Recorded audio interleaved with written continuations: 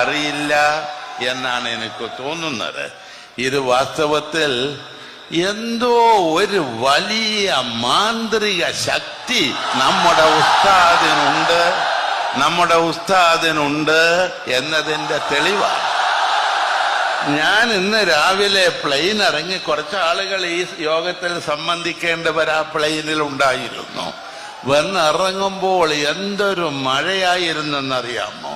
ഞാൻ ധരിച്ചു ഇതാകെ ഇന്ന് കലങ്ങിപ്പോകുമെന്ന്. പക്ഷേ എന്താണ് ഉസ്താദ് ഇതിന് ചെയ്തത് എന്ന് അന്വേഷിക്കേണ്ടിയിരിക്കുന്നു.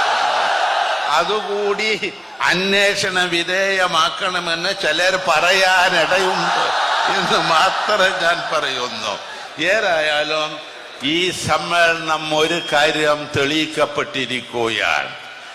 മുസ്ലിം സമുദായത്തിൽ ഏറ്റവും ഉന്നതനായ നേതാവ് കാന്തപുരം ഉസ്താദാണ് എന്ന് തെളിയിക്കുന്ന സമ്മേളനമാണ് ഇവിടെ നടന്ന് കാണുന്നത്.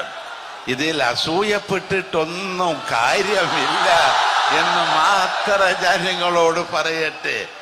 ഉസ്താദ് ചെയ്യുന്ന അത്ര ഇല്ലെങ്കിൽ അതിന്റെ പകുതിയെങ്കിലും ജനസേവനം നടത്താൻ ശ്രദ്ധിക്കപ്പെടേണ്ടതാണ്.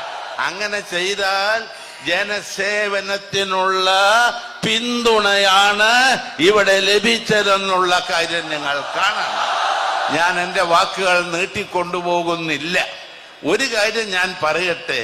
17 ദിവസം കാസർഗോഡ് നിന്ന് തിരുവനന്തപുരം വരെ ഉഴുത് മറിച്ച് നല്ല മണ്ണ് പാകപ്പെടുത്തി എടുത്ത് ഇന്ന് ഉസ്താദ് നല്ല വിളവുള്ള ഈ പറയുന്ന മാനവികത ഇവിടെ നട്ടിരിക്കുകയാണ് എന്ന കാര്യത്തിൽ സംശയമില്ല.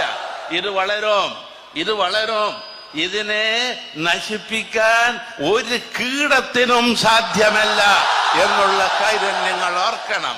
കീടനാശിനി പ്രയോഗിക്കാതെ തന്നെ കീടം നശിക്കും, അതിന് യാതൊരു സംശയവുമില്ല.